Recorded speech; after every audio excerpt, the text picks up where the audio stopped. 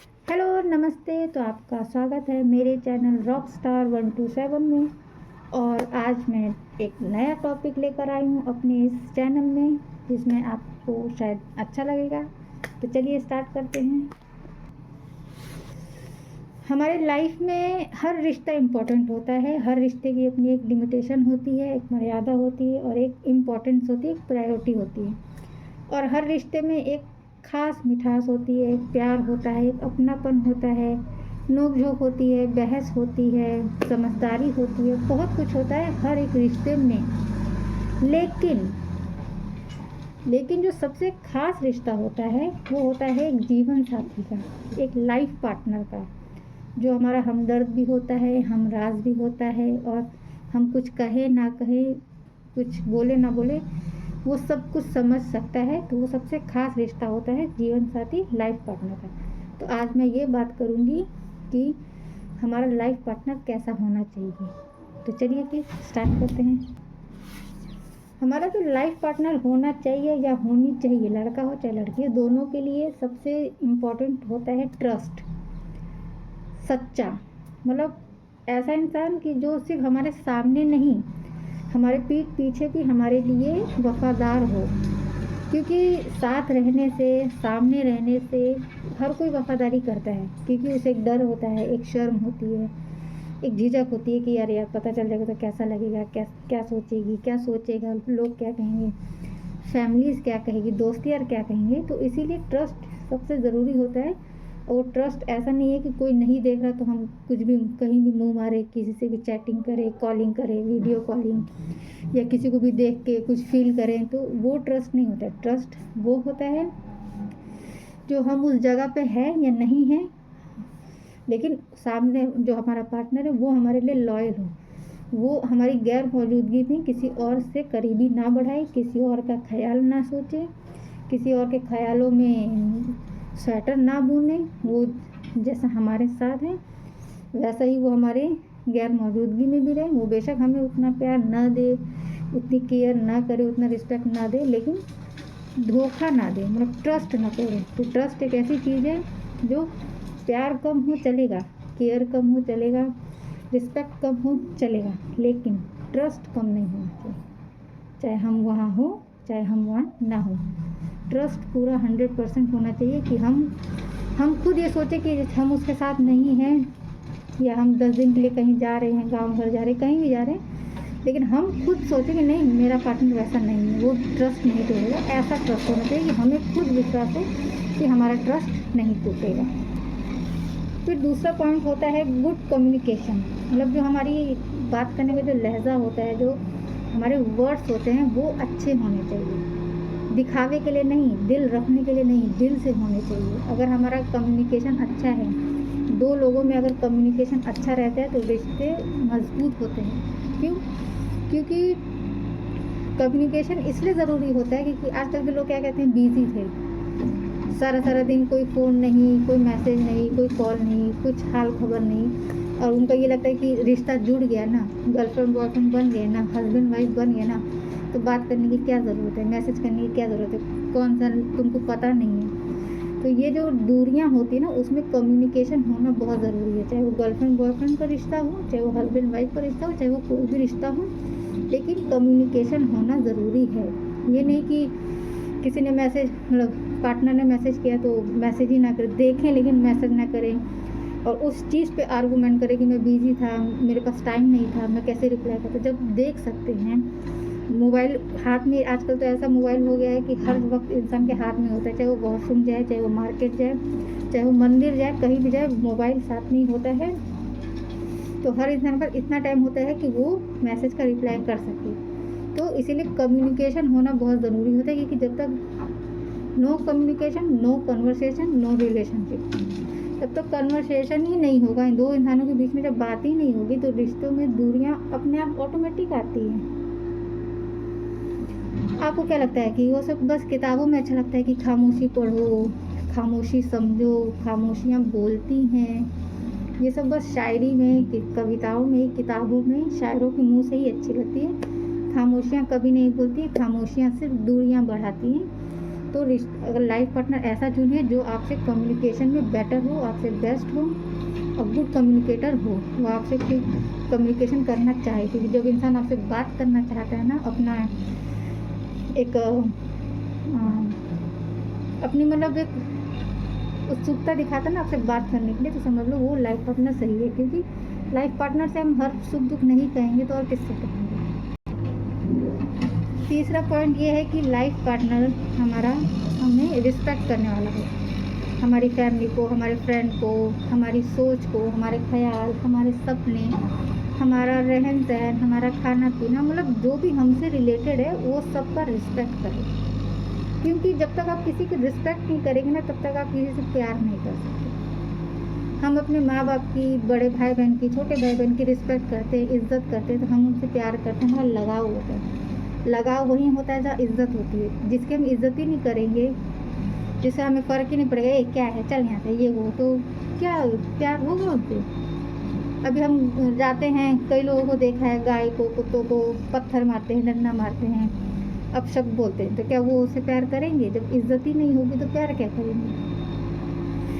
इसीलिए life partner ऐसा choose करना कि वो चाहे अकेले में हो, पब्लिक में हो, प्राइवेसी में हो, आपकी रिस्पेक्ट करे। ये नहीं कि प्राइवेट में आपसे एब्यूसिंग करे, गाली गलौज करे, झगड़ा करे, बदतमीज़ी करे, और पब्लिक प्लेस में जाके आपसे सडनली रिस्पेक्टफुल बिहेव करे, सामाजिक इंसान बन जाए, ऐसा दिखाए कि लोग भी कहें कि हाँ मतलब बंदा हो तो इसके जैसा, ये बंदी हो तो इसके जैसा। मतलब दोगला चेहरा ना हो, डबल फेस ना हो, जो हो सामने हो। अगर वो बदतमीज़ है तो पब्लिक प्राइवेट दोनों वैसा ही हो, और अगर वो रिस्पेक्टफुल है तो पब्लिक और प्राइवेट दोनों वैसा हो। ऐसा डबल फेस वाला इंसान कभी चूज़ मत करना। तो लाइफ पार्टनर ऐसा चूज़ करना जो आपकी इज्जत करे, आपके सपनों की, आपकी कही हुई हर सजेशन की, ओपिनियन की रिस्पेक्ट करे।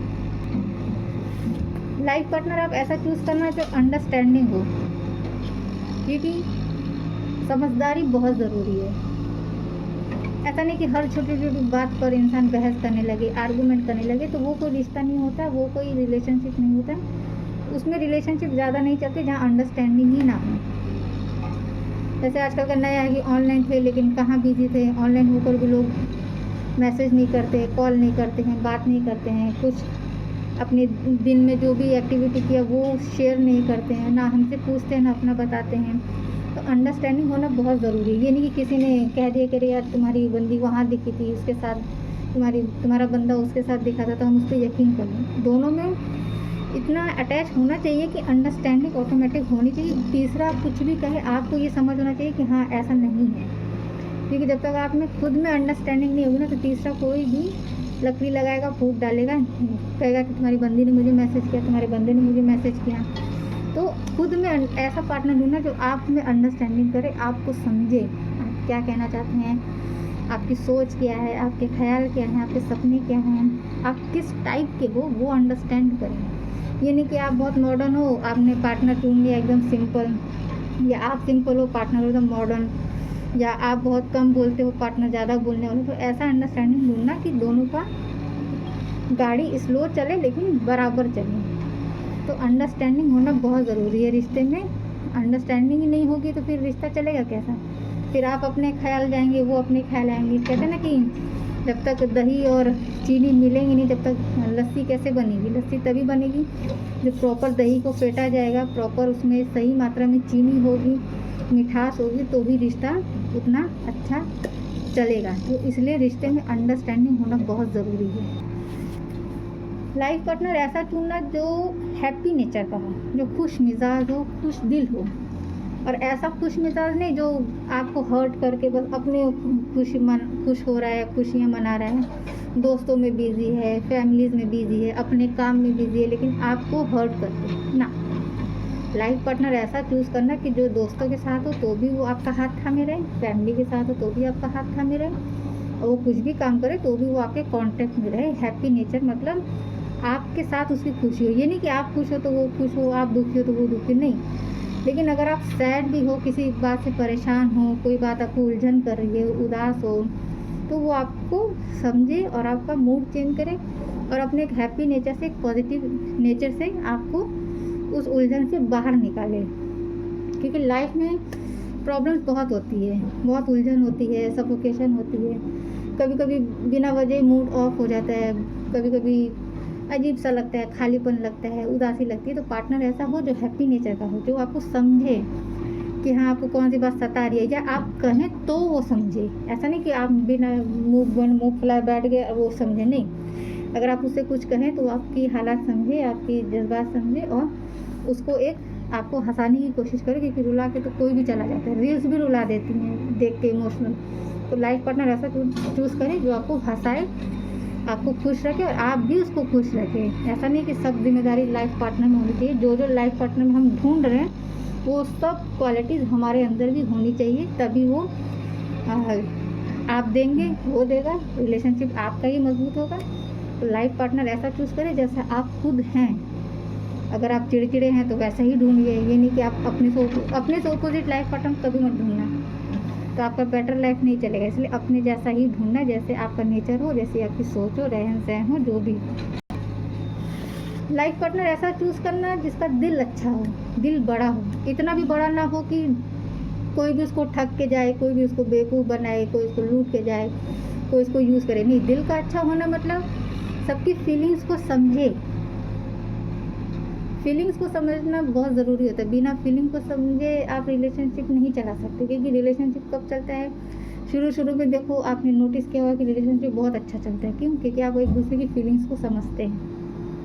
अगर वो कहेगी कि नहीं मेरे को बात करनी है, तो आप रात भर जागते हैं कि नहीं हमें बात करनी है। लेकिन धीरे धीरे ये चीज़ें डाउन होती है, क्योंकि फिर आप उसकी फीलिंग्स को इग्नोर करने लगते हैं। तो इंसान लाइफ पार्टनर ऐसा चूज़ करना जो दिल का अच्छा हो, जिसके दिल में प्यार भी हो, सॉफ्ट कॉर्नर भी हो, हार्ड कॉर्नर भी हो, रिस्पेक्ट हो, जेलसी ना हो, जलन ना हो, कंपटीशन ना हो, और दूसरों को नीचा ना दिखाने की सोच हो, दूसरे से जलन ना रखता हो, दूसरे की बराबरी ना करे, ना आपसे करवाए कि उसको देखो वो कैसी है, उसको देखो तुमसे बेटर है, उसको देखो तुमसे कितनी अच्छी लग रही है, उसका ड्रेसिंग सेंस कितना अच्छा है, उसका हेयर स्टाइल कितना बढ़िया है, कितना अच्छा उसने हल्का मेकअप किया, कितना डार्क मेकअप किया। तो कभी किसी से कंपेयर ना करें।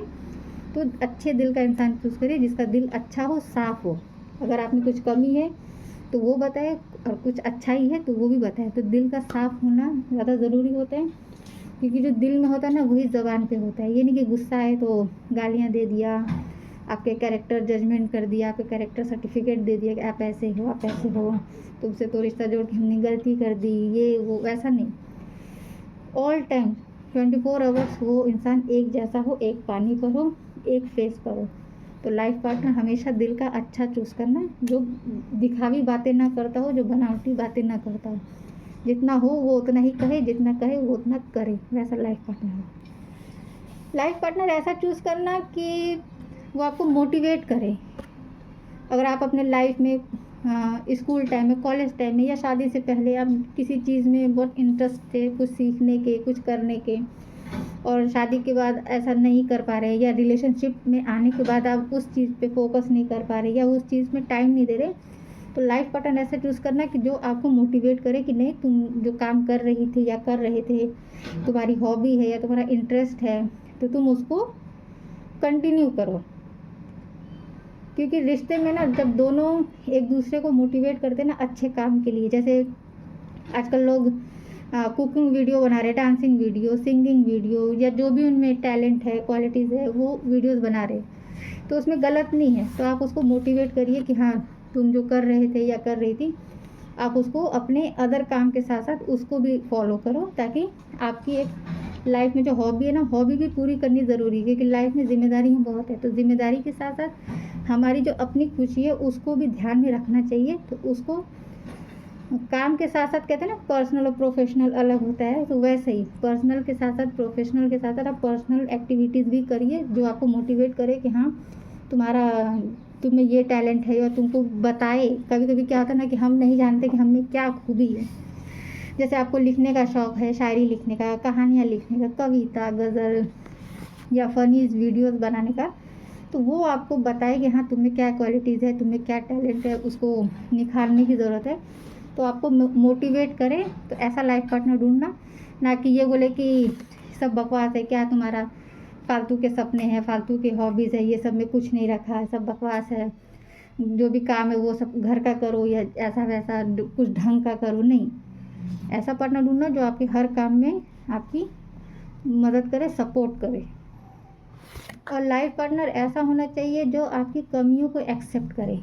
अगर आपका कुछ पास्ट है, बुरा पास्ट है या जैसा भी पास्ट है, और आप में अंदर कुछ कमी है तो उसको भी एक्सेप्ट करे। कभी कभी क्या होता है ना, इंसान ज़्यादा गुस्से वाला होता है या कुछ ज़्यादा ही अच्छा होता है, कुछ ज़्यादा ही, जैसे सामने वाला उसको ठग रहा है, बेवकूफ़ बना रहा है, उसको लूट रहा है, लेकिन उसका एक ऐसा सॉफ्ट कॉर्नर होता है ना दिल में, पूरा दिल ही उसका इतना सॉफ्ट कॉर्नर होता है कि वो समझ कर भी आँख बंद करके, अंधा बन के, अंधी बन के उस पर यकीन करते हैं। तो लाइफ पार्टनर ऐसा होना चाहिए कि उसकी कमियों को भी देखें, उसकी कमियों को बताएं और उसमें एक बैलेंस करें कि हाँ, अगर आप ज़रूरत से ज़्यादा अच्छे हैं तो वो ये समझाए कि इतना अच्छा होना सही नहीं है, और ज़रूरत से ज़्यादा अगर बुरे हैं तो भी उतना अच्छा नहीं। तो आपकी कमियों को बताएं कि हाँ, आप में क्या कमी है। और जब कोई हमारी कमी बताता है ना तो हम चिढ़ जाते हैं, तो आपको उसमें चिढ़ना नहीं है। अपनी सब में कुछ ना कुछ कमियां होती हैं, लेकिन कभी कभी क्या आता है ना कि हमको क्या लगता है कि हमारी कमी नहीं है, लेकिन जो हमारी कमी होती है ना वो सामने वाले को इफ़ेक्ट करती है, उसको हर्ट करती है, उसको परेशान करती है। तो उस चीज़ का ध्यान रखें कि पार्टनर ऐसा हो कि आपकी अच्छाई से उसको, मतलब कभी कभी हमारा अच्छा करना भी किसी के लिए बुरा हो जाता है। जैसे अगर हमने किसी को पैसा दिया, कोई जाके सिगरेट पी लिया, शराब पी लिया, तो वो बुरा ही हुआ ना, हमने तो अच्छा किया। तो इसीलिए लाइफ पार्टनर ऐसा चूज़ करना जो हमारी कमियों को अगर हमें बताए तो हम उस पर रिएक्ट ना करके उसको एक्सेप्ट करें, और ये समझें कि हाँ भाई, अगर हमारे इस नेचर से, हमारे मुँहफट होने से या हमारे बदतमीजी करने से, ज़्यादा गुस्सा करने से सामने वाले को हर्ट हो रहा है, वो हमारी कमियां बता रहे हैं, तो उस चीज़ को समझें, उसको रिएक्ट ना करें, उसको एक्सेप्ट करें। तो लाइफ पार्टनर में ये सब गुण हो तो आप बहुत हैप्पी रहेंगे। Thank you.